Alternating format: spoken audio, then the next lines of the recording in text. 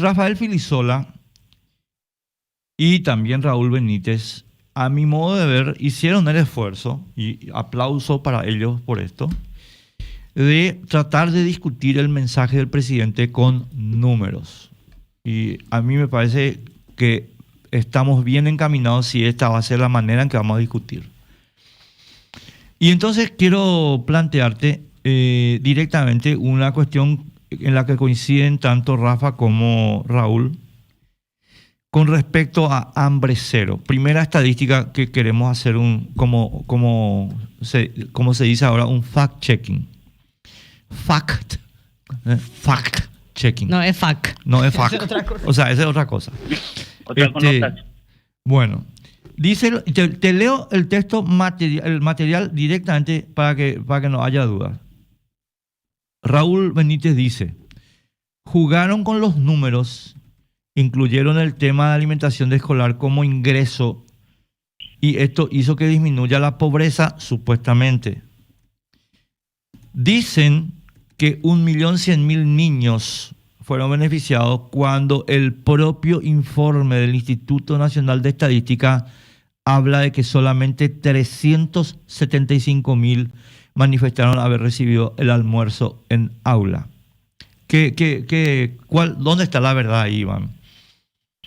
Bueno, en primer lugar, Enrique, decirte que cómo se mide la pobreza no es una decisión únicamente del Instituto Nacional de Estadística. Lo que nosotros hacemos es seguir recomendaciones internacionales y en este punto seguimos las recomendaciones de un grupo de expertos internacionales, el grupo de Canberra se llama, que dice que para que sea incluida en la medición de la pobreza algunos nuevos elementos y sean valorados, se tienen que dar algunas condiciones. La primera es que ese ingreso tienda a la universalidad, o sea, que le llegue a la mayor cantidad de hogares. Segundo, que ese nuevo ingreso tiene que ser permanente o tender a la permanencia, no tiene que ser esporádico, no solamente entregar en febrero y después no pasa más nada. Tercer elemento, los precios tienen que estar estandarizados. Es también lo que se logró con Hambre Cero. Hay un estándar de precios. Cuarto, en el caso de Hambre Cero también el menú está estandarizado y esto permite que eso pueda ser incluido y pueda ser medido.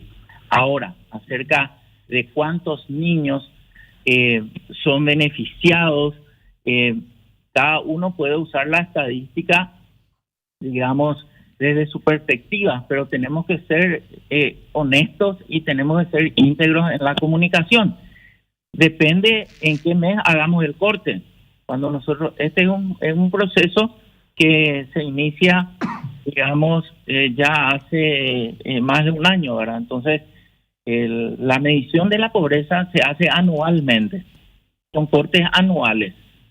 Y en el primer año de gobierno, digamos, no era todavía el alcance total como es ahora.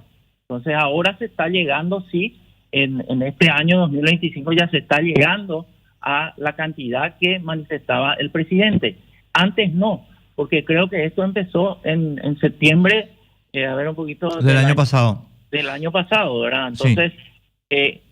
De septiembre a diciembre, creo que estaban en una cifra cercana a los 400.000, pero del resto del año ya se está llegando a cerca de 1 millón de niños. A ver si entiendo bien, Iván, lo que estás diciendo.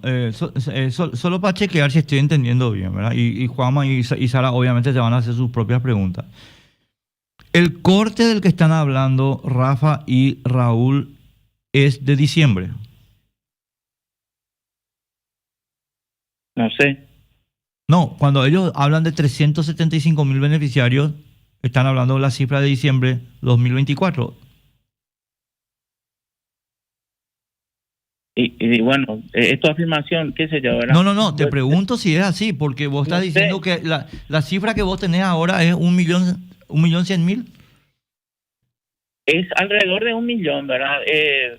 Partamos de la base de que el plan Hambre Cero, ¿cuándo arranca? Creo que en septiembre del año 2024. Sí, ¿verdad? sí, sí. Eso sí, así, eso, hasta ahí estamos bien.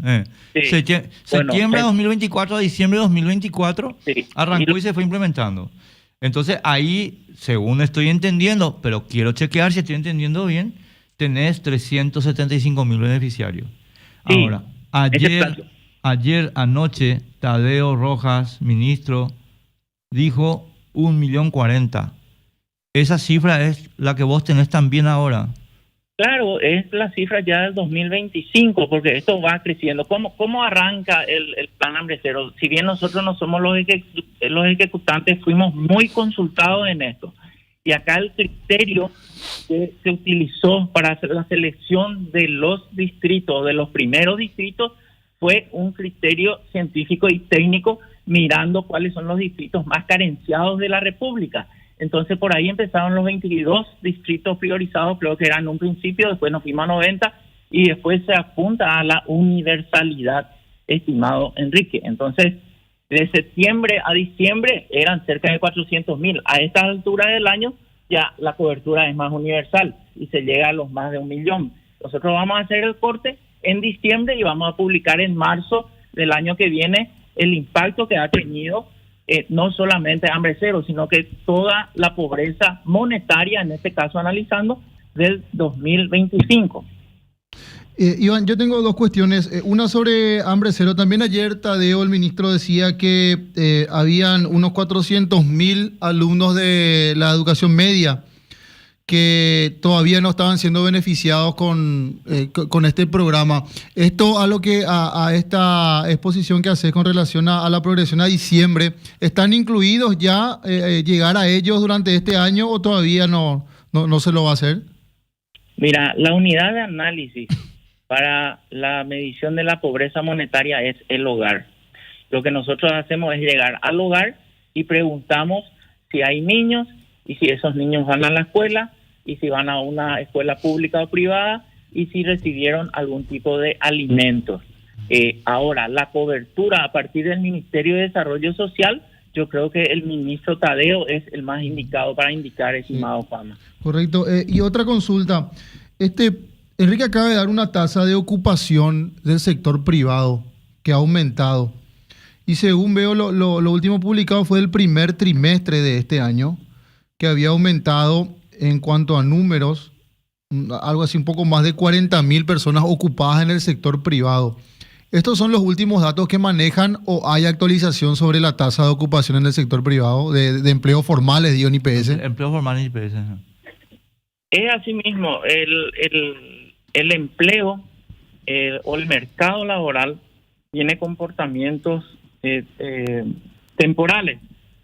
Entonces, lo que nosotros hacemos a través de la encuesta permanente de hogares es medir todo el año con cortes trimestrales.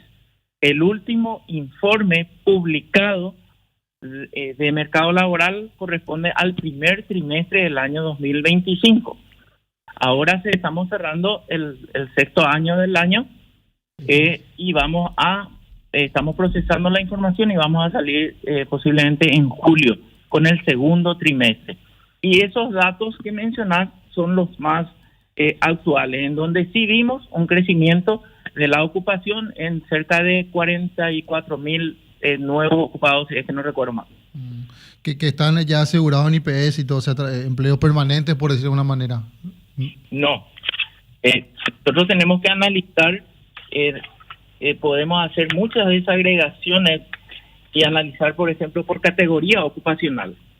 Entonces, si los ocupados en el Paraguay son 2.911.000 personas aproximadamente, de los cuales son asalariados 1.533.000 personas en cifras redondas. El empleo privado al cual hace alusión ocupa 1.240.000 personas. Si hablamos de los asalariados, después tienen los independientes, 1.169.000 y tener el empleo doméstico, 209.000. Claro, eso tiene que ver, perdón, Sarita, una cosita nomás. El presidente dijo que hubo un crecimiento del 8% del empleo formalizado.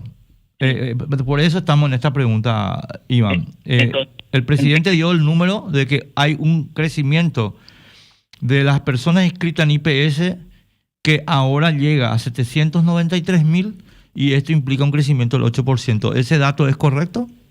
Por supuesto, y no solamente eso, sino que nosotros también medimos, hablando del primer trimestre del año 2025, encontramos 1.240.000 personas trabajando en el empleo privado.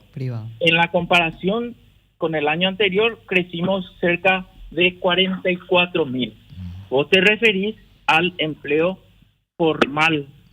Y ahí hubo un crecimiento en la comparación interanual también de un poco más de 35.000 personas.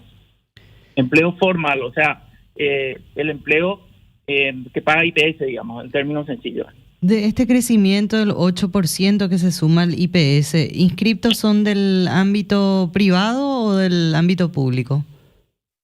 Esa desagregación tendríamos que analizar, pero mayoritariamente son del sector privado. Sí. ¿Y la tendencia cuál es para este segundo semestre o todavía es muy prematuro hablar de eso? Y realmente nosotros no hablamos de tendencia, lo que hacemos es medir y publicar los datos de información, pero en una economía como la paraguaya podemos decir que el mercado laboral tiene la siguiente secuencia. El desempleo, por ejemplo, arranca alto en el primer trimestre y esto en un año sin shock económico, sin mucha inundación, sin mucho frío, sin mucho calor, sin muchas lluvias, etcétera. En un año promedio, esto debería ir bajando y llegando a su menor número en el cuarto trimestre. El cuarto trimestre del año está caracterizado por una dinámica importante en lo económico, porque por el tema agropecuario, el tema de que la gente busca ocuparse en alguna otra actividad y mejorar sus ingresos. ¿Sara? ¿Vamos? ¿Está bien? Yo una cosita que creo que merece un detalle un poco más específico, Iván, te voy a romper un poco las bolas con eso. Este grupo de Canberra, esto es una convención internacional, es un negocio paraguayo, y te lo digo en estos términos medio irónicos, porque yo tengo entendido que esto se usa en Brasil, se usa en Colombia, se usa en México, pero sería bueno, ¿verdad?, si podemos explicar un poquito el tema de cómo se mide la pobreza con esta y quiénes son estos ñatos, o sea, por qué se les usa a ellos y no se les usa a otros. Bueno, para que las metodologías, o sea, para que los números sean medianamente comparables entre países, los países con sus expertos se reúnen y tratan de llegar a un consenso de qué medir y cómo medir. Entonces, el grupo de Canberra es un grupo de referencia de expertos internacionales, representantes de varios países, representantes de universidades que se reúnen y analizaron o siguen analizando cómo medir o cómo mejorar.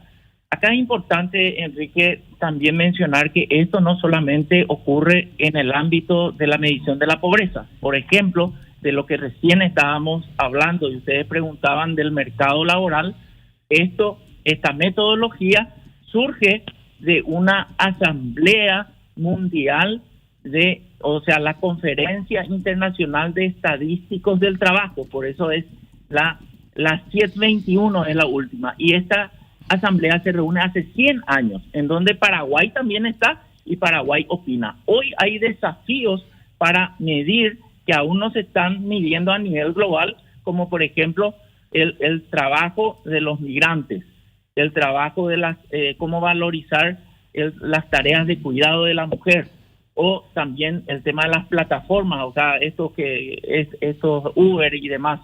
Entonces, estas son consensos globales de países, no de ONG y demás. Yo sé claro en eso. Claro.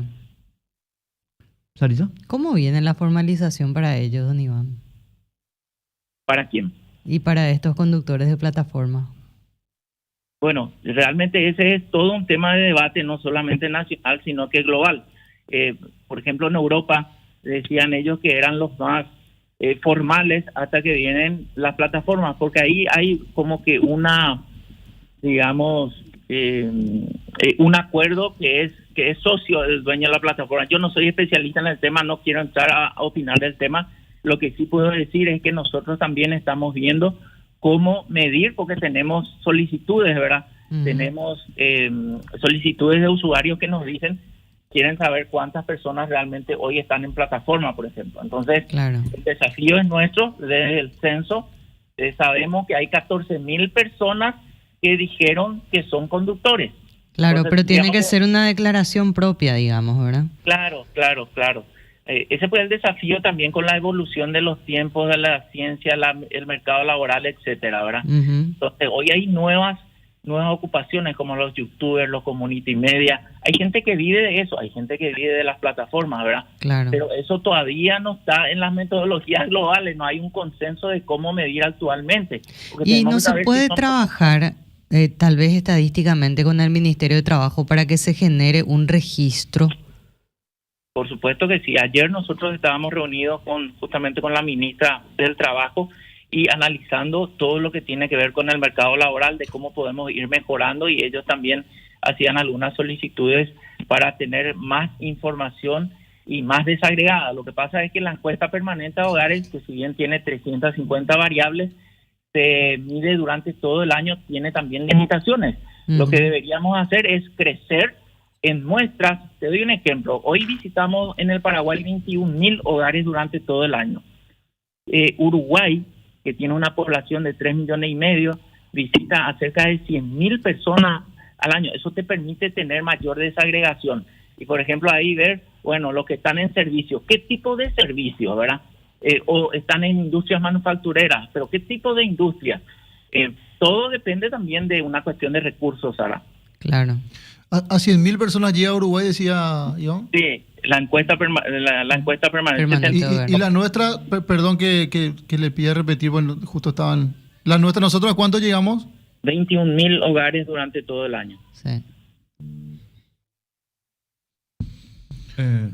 ¿Algo más? No, claro, a mayor cantidad de hogares que pueda Claro, llegar, más precisión, ¿verdad? Más precisión, ¿verdad? Porque, o sea, porque ellos son 3,5 millones, no sé qué, nosotros somos 6,5 millones, Iván. Así mismo es, Enrique, así mismo. O sea, supongo que estamos tratando de llegar a por lo menos 200.000, ¿verdad? En algún momento. Como demuestra. De nuestra, claro, la nuestra. O sea, para tener nuestra muestra más. Nosotros con 80.000 vamos a tener desagregación, por ejemplo, a nivel de rama de actividad. Podemos saber, ya no te vamos a decir asalariados solamente, vamos a poder desagregar en dónde están esos asalariados y cuáles son mayores condiciones, o en los sectores terciarios. Nosotros hoy decimos sector terciario, están en el comercio, en servicios, restaurante, agua, etcétera. Pero tenemos que tener cifras, vamos a poder desagregar más. Otro tema que también no se habla mucho, pero que es demasiado relevante, es hoy el protagonismo de las mujeres en el mercado laboral. Vemos que hay un mayor crecimiento, esto también afecta a la fecundidad. La fecundidad está en 2 hijos por mujer hoy. Se quedaban muy atrás los 50, los 60, donde tenían 5 hijos, ¿verdad? Y después hay otro tema, que nuestra población se está envejeciendo a un ritmo acelerado. Entonces tenemos que también ir realizando planes y políticas para esos escenarios demográficos. Y ahí se apertura una gran oportunidad, como es la economía plateada. Hay gente adulta, mayores de 65, que está en perfectas condiciones de seguir aportando a la economía. Entonces, estos son los desafíos que hoy tiene la demografía. Mira un poco. Afecta ya también en Paraguay el tema de la fecundidad, ¿eh? Fecundidad. Sí, Sí, antes dos estábamos hijos- dos en hijos 4, por mujer. un promedio de 4 hijos por mujer y ahora estamos en 2. Sí, en los 50, O sea, nuestro bono demográfico se está yendo a la mierda.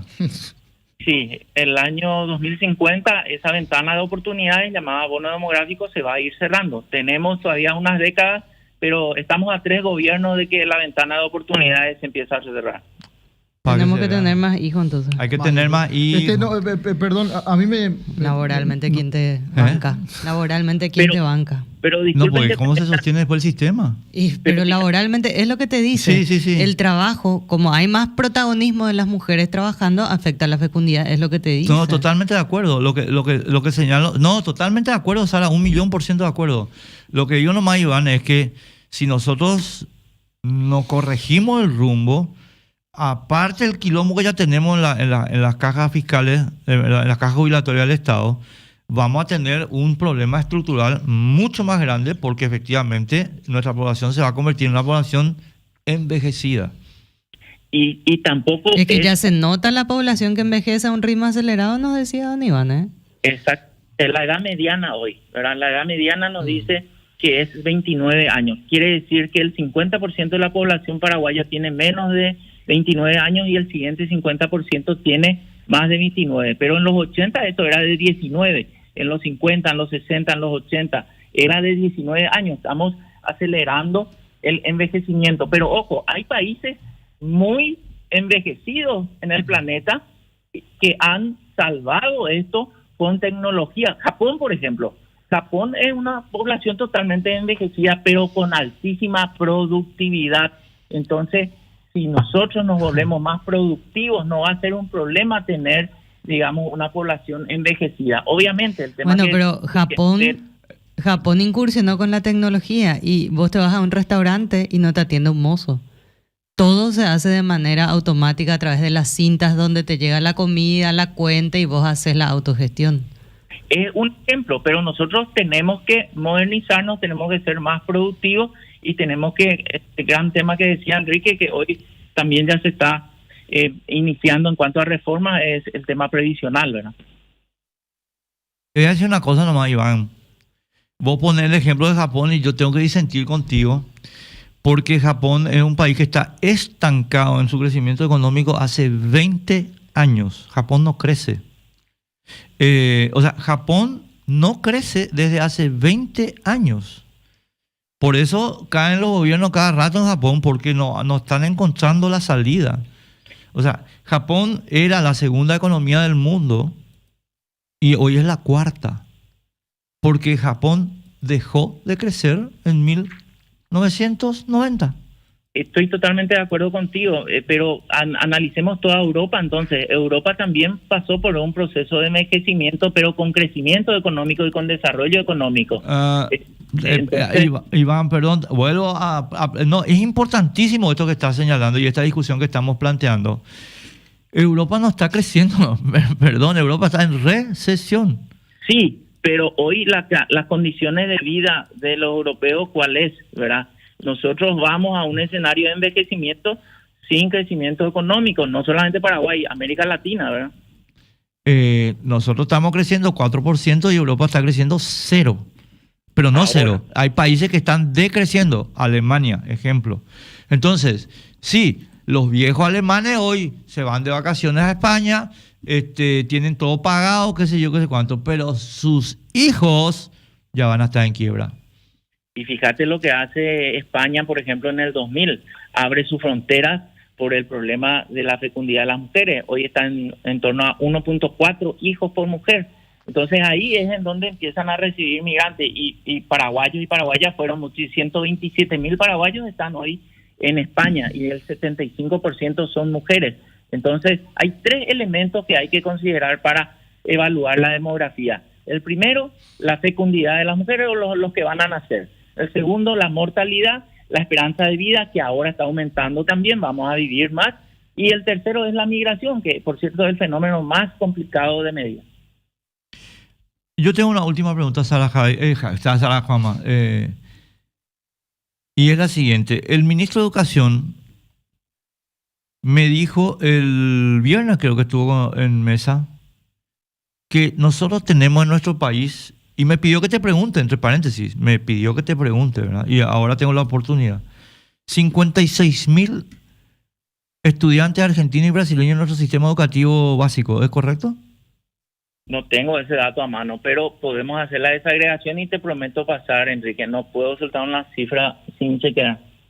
Chequéame un poco, porque eso sería, o sea, si este dato que dio Luis Ramírez es correcto, tenemos un fenómeno migratorio invertido, por llamarlo de alguna manera.